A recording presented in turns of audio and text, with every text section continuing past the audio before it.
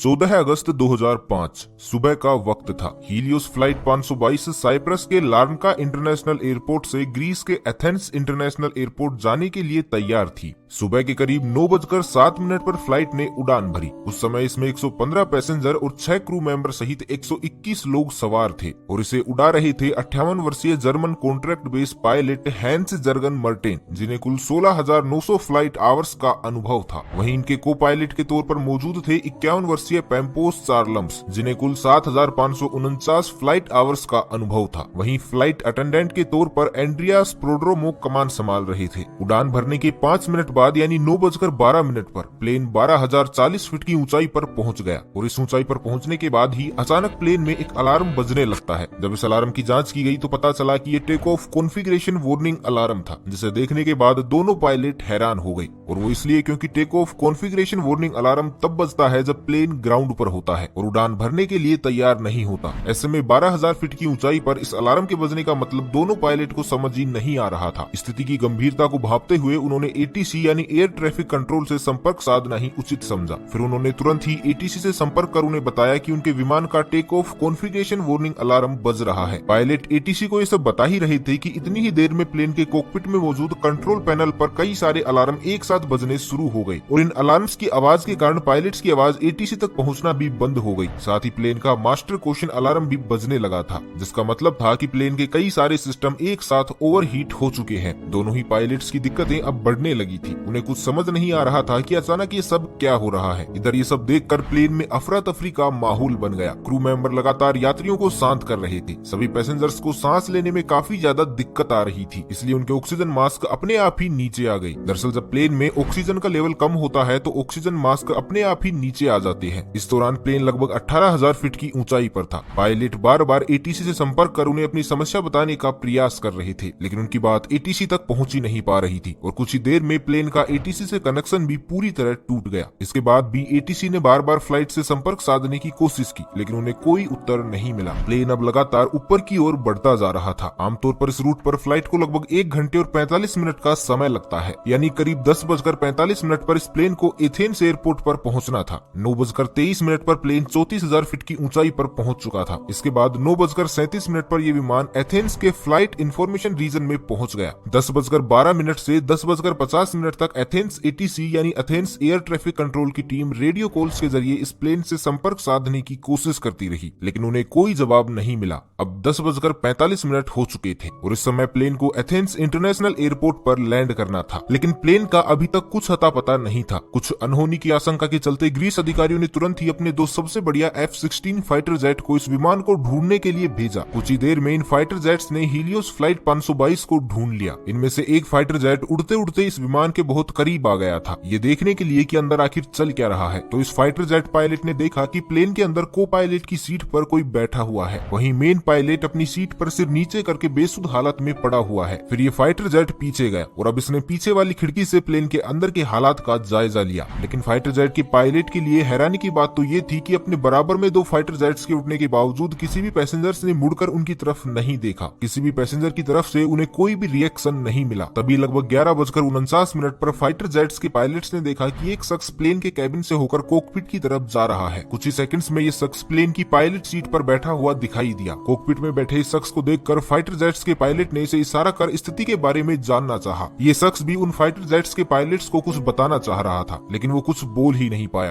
तभी लगभग 1 मिनट बाद 11:50 पर प्लेन की लेफ्ट इंजन ने काम करना बंद कर दिया और प्लेन लेफ्ट साइड से झुककर तेजी से नीचे की ओर गिरने लगा। पायलट सीट पर बैठा वो शख्स इसे कंट्रोल करने की कोशिश तो कर रहा था, लेकिन वो इसे कंट्रोल कर ही नहीं पा रहा था। ठीक 12 बजे प्लेन के राइट इंजन ने भी काम करना बंद कर दिया। प्लेन का कंट्रोल अब पूरी तरह से खो चुका था। 12:04 पर प्लेन एथेंस से लगभग 40 किलोमीटर दूर ग्रामेटिको की पहाड़ियों में जाकर क्रैश हो गया और इसके क्रैश होने के साथ ही इसमें सवार क्रू मेंबर समेत सभी 121 लोगों की मौत हो गई। दोस्तों, एक बार महसूस कीजिए उस पल को जब 121 यात्रियों से भरा ये प्लेन जब पहाड़ से टकराया होगा तो क्या गुजरी होगी उन फाइटर जेट्स के पायलट पर, जिन्होंने लोगों को अपनी आंखों के सामने जाते हुए देखा होगा और वो इनके लिए कुछ भी नहीं कर पाए होंगे।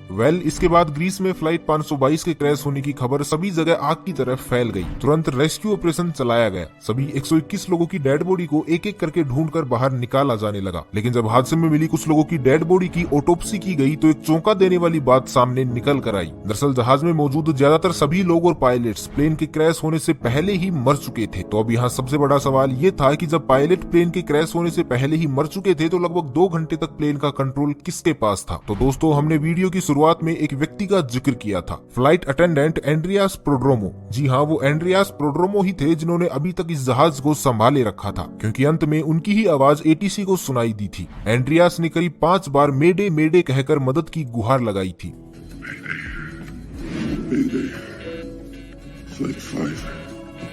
एंड्रियास के पास यूके कमर्शियल पायलट का लाइसेंस तो था, लेकिन उन्हें इतना एक्सपीरियंस नहीं था कि वो बोइंग 737 जैसे प्लेन को कंट्रोल कर सके। लेकिन बावजूद इसके वो इस विमान को घनी आबादी के क्षेत्र से दूर ले जाने में कामयाब रहे। जब एक्सपर्ट्स ने इस घटना के पीछे की वजह जानने के लिए जांच शुरू की तो उसमें सामने आया कि जब प्लेन लेफ्ट साइड में झुक गया था तो इसका कारण ये था कि प्लेन के लेफ्ट इंजन में फ्यूल खत्म हो गया था। लेकिन अभी भी इस हादसे की जड़ तक पहुंचा जाना बाकी था। तभी अचानक एक इन्वेस्टिगेटिव ऑफिसर की नजर कंट्रोल पैनल के एक बटन पर पड़ी और ये बटन था प्लेन के प्रेशर को सेट करने का। इस बटन को देखते ही उस ऑफिसर को पूरी कहानी समझ में आ गई। आपकी जानकारी के लिए बता दें कि प्रेशराइज बटन पूरे जहाज में एयर का प्रेशर कंट्रोल करता है। जनरली जहाज के बाहर लगे इंजन बाहर की हवा को थोड़ा थोड़ा करके अंदर भी भेजते रहते हैं ताकि विमान के अंदर बैठे लोगों को ऑक्सीजन मिल सके। आमतौर पर इस प्रेशराइज बटन को ऑटोमेटिक मोड पर ही रखा जाता है और अगर कभी इसे मैनुअल मोड पर किया भी जाए तो कैप्टन व को पायलट को इसका ध्यान रखना पड़ता है। अब हादसे की जड़ तक पहुंचने के लिए हम आपको घटना से एक दिन पहले ले चलते हैं, जब बोइंग 737 का ये जहाज अपनी रूटीन सर्विस पर गया हुआ था। वहां इसको अच्छे से चेक करके इसकी सर्विस की गई और वहीं इसकी जांच करने वाले लोगों ने इसे मैनुअल मोड पर करके इसे पायलट को सौंप दिया था। विमान की उड़ान भरने से पहले पायलट और को पायलट दोनों का इस ओर ध्यान ही नहीं गया कि उनके प्लेन का मैनुअल मोड चालू ही रह गया है और इसके कारण जहाज में धीरे धीरे ऑक्सीजन की मात्रा घटने लगी थी, जिसके कारण विमान में बैठे सभी यात्रियों को बेचैनी होने लगी। और जब कॉकपिट में बैठे पायलट्स को ये अलार्म सुनाई दिए तो उन्होंने इसके पीछे का कारण जानना शुरू किया। लेकिन एक बार के लिए भी उनका ध्यान इस ओर गया ही नहीं कि प्लेन का प्रेशराइज बटन ऑन ही रह गया है। इस वजह से कॉकपिट में भी ऑक्सीजन का लेवल घट गया था, जिसके कारण दोनों पायलट बेहोशी की हालत में जाने लगे थे। विमान के अंदर ऑक्सीजन मास्क तो सभी यात्रियों को मिल चुका था, लेकिन कॉकपिट में ऑक्सीजन मास्क अपने आप नीचे नहीं गिरते, जिस कारण से दोनों पायलट बेहोश हो गए। साथ ही प्लेन में मौजूद यात्री और क्रू मेंबर भी अब एक एक करके बेहोश होने लगे थे, क्योंकि इनकी पैसेंजर सीट के ऊपर लगा ऑक्सीजन मास्क केवल 12 मिनट तक की ही ऑक्सीजन दे सकता था और ऑक्सीजन न मिल पाने के कारण सभी लोग धीरे धीरे दम तोड़ रहे थे। प्लेन अब ऑटो पायलट मोड पर ही एथेंस की तरफ बढ़ता जा रहा था। एक समय ऐसा आया जब प्लेन में मौजूद सभी सदस्यों ने दम तोड़ दिया, केवल एक जने को छोड़कर, और ये थे फ्लाइट अटेंडेंट एंड्रियास प्रोड्रोमो। अब आप भी यही सोच रहे होंगे कि आखिर एंड्रियास इतने लंबे समय तक कैसे जीवित रहे। तो आपको बता दें कि एंड्रियास एक स्कूबा डाइवर थे और क्योंकि स्कूबा डाइवर अपनी सांसों को लंबे समय तक रोक पाने में सक्षम होते हैं, इसलिए वो अब तक जिंदा रहे। लेकिन ऑक्सीजन प्रॉपर न मिलने के कारण अब उनकी भी हालत खराब हो चुकी थी। लेकिन जैसे तैसे करके वो कॉकपिट तक पहुंचे और प्लेन को कंट्रोल करने की कोशिश करने लगे। लेकिन एथेंस तक पहुंचते पहुंचते ये प्लेन यात्रियों की जगह उनकी लाशों से भर चुका था। एंड्रियास अंत तक प्लेन को कंट्रोल करने की कोशिशों में लगे रहे, लेकिन दुर्भाग्यवश वो इसमें सफल नहीं हो सके और अंततः प्लेन पहाड़ियों में जा टकराया और इसमें सवार सभी 121 लोगों की दुखद मौत हो गई। इस घटना के लगभग 15 महीनों बाद ग्रीस के अधिकारियों ने इस घटना की रिपोर्ट पेश की, जिसमें बताया गया कि इस पूरी घटना के लिए सिर्फ और सिर्फ एक बटन जिम्मेदार था, प्लेन का प्रेशराइज बटन, क्योंकि ये बटन उस वक्त मैनुअल मोड पर था। लेकिन भले ही अधिकारियों को ये नहीं लगता हो, पर हमारी नजर में असल दोषी उस सर्विस सेंटर के एम्प्लॉय थे जहां प्लेन रूटीन सर्विस के लिए गया था, क्योंकि उन्होंने इस प्रेशराइज बटन को ऑटो से मैनुअल मोड पर कर दिया था। लेकिन इस बात की खबर किसी को भी नहीं दी थी। ऐसे में या तो उन्हें इसे वापस ऑटो मोड में डालना चाहिए था या पायलट को इस बात से अवगत करवाना चाहिए था, लेकिन उन्होंने ऐसा कुछ नहीं किया। शायद अगर वो इतनी बड़ी लापरवाही नहीं करते तो उस दिन 121 लोगों को अपनी जान नहीं गंवानी पड़ती। तो आपकी इस बारे में क्या राय है, हमें कमेंट करके जरूर बताइए। तो बस आज के लिए इतना ही, मिलते हैं एक नई वीडियो में। तब तक के लिए खुश रहे, मस्त रहे, हंसते रहे। भगवान करे आप सभी का दिन शुभ।